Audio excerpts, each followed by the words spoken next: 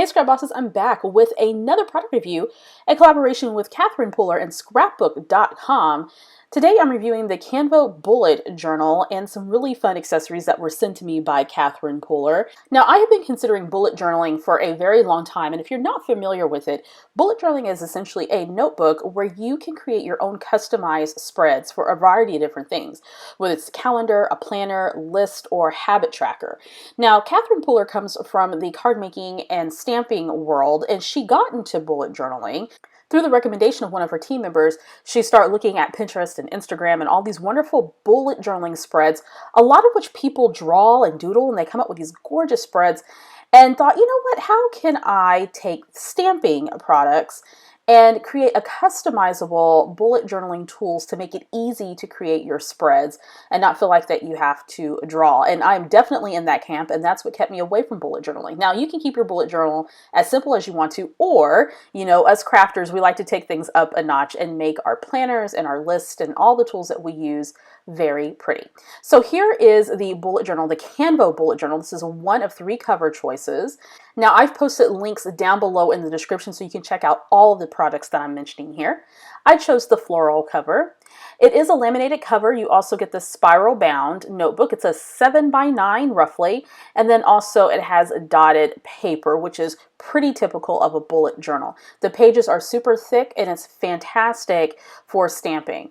Speaking of stamping, she also offers a full collection of inks and stamps. This set's called the Party Collection. It features Rockin' Red, Orange Twist, Fiesta Blue, and Grass Skirt, as well as Midnight Black, and they come in these little mini ink pads, and the pads are really saturated, so you get a lot of product in those little pads. She also carries a line of acrylic blocks. I was sent the 2 3/4 round acrylic block, and I like this because of course it has the grid lines on it, and it also has a nice comfort grip here on the side, and so that allows you to grip your acrylic block and use your stamp without getting ink on your fingers. And it's also very comfortable and very easy to hold so you don't slip as you are stamping. Next up, I was sent 3 sets of acrylic stamps. She has many in her line, and some of them actually have some dies that you can use. The first one's called the Bullet Journal Basics Stamp Set.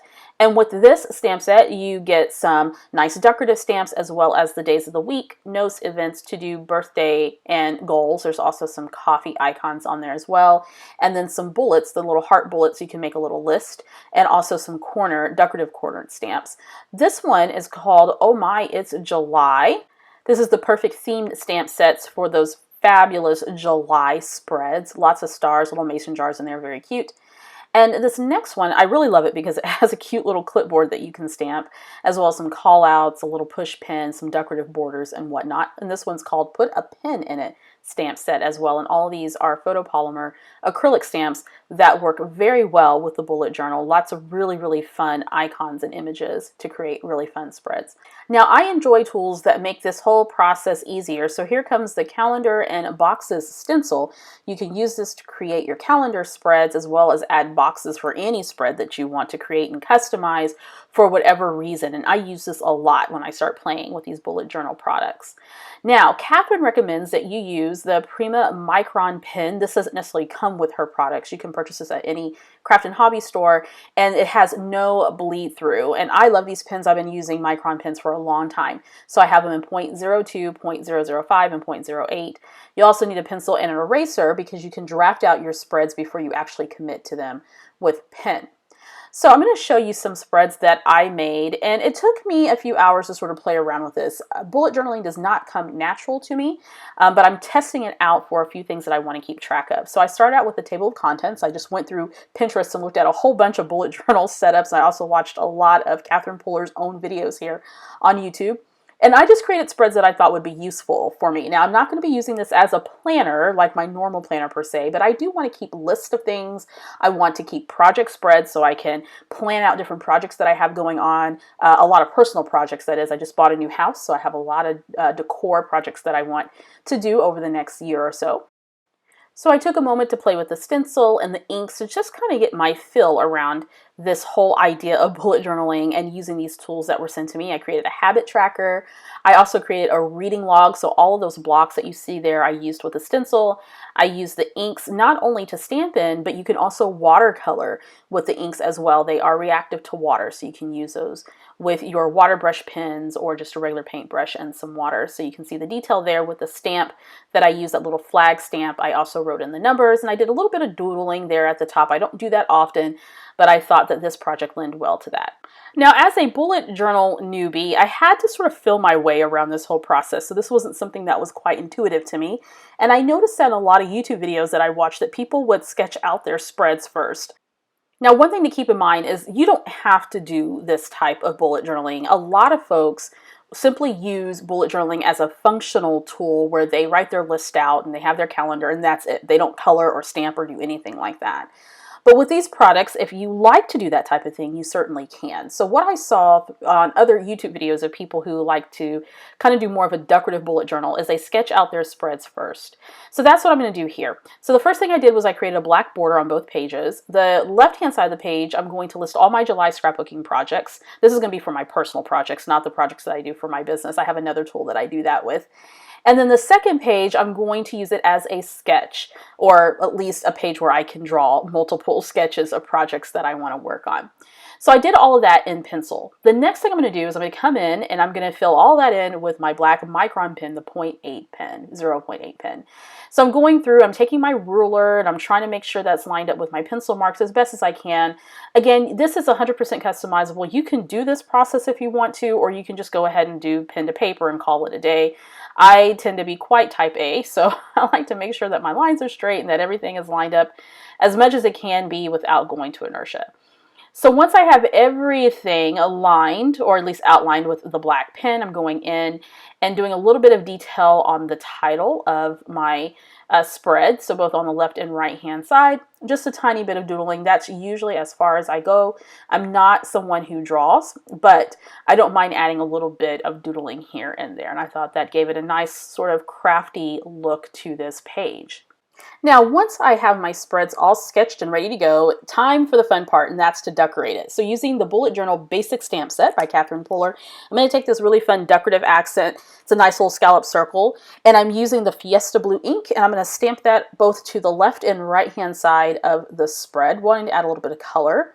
And I'm probably not going to over embellish this. Again, I like my planners or whatever tool that I'm using to be quite simple and very functional. So I don't need a whole bunch of decorating. I'm going to take the grass skirt and another one of those stamps. It's a little floral stamp, and I'm going to go ahead and circle that right in the middle of that scallop. I'm also going to take a dotted line stamp, adding a little bit of detail using the orange twist there underneath the word that says sketches. And that stamp is a part of the Put a Pin in It stamp set. So I'm going to go ahead and finish that out just to add a little bit of detail. And because these inks play well with water, I'm going to do a little bit of watercoloring. So I have an acrylic block out. I stamped some orange twist to the acrylic block, got my paintbrush, and I'm adding in some detail to the stamps at the bottom of the page. Now these pages are thick enough to hold up to water, however you don't want to oversaturate it, but you can certainly do some watercolor techniques in this bullet journal to create really pretty spreads. I'm adding a bit of detail there to the top where my little doodle title is. I'm using a watercolor pen to do so. I've come in with two more colors, Fiesta Blue and Grass Skirt. So I'm going to color in the block that says Projects with a grass skirt. And then I'm going to color in the block that says Details using the Fiesta Blue ink. Just adding a tiny bit of water, don't need to oversaturate that. You can do a lot of fun watercolor technique.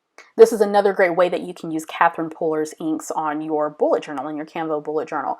Now, you don't have to do the watercoloring. If you just want to use the stamps as well as some of the dies that go with the stamps, then you can do that as well. You can do whatever you want to. It's totally up to you.